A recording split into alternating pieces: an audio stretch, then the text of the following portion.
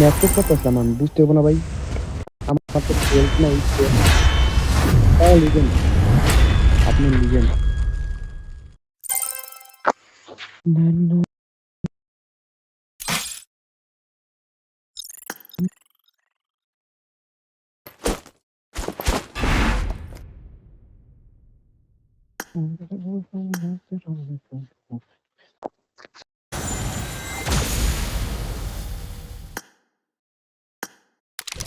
আরেকটা খেলবেন নি?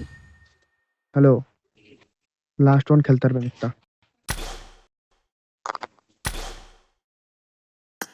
হ্যাঁ।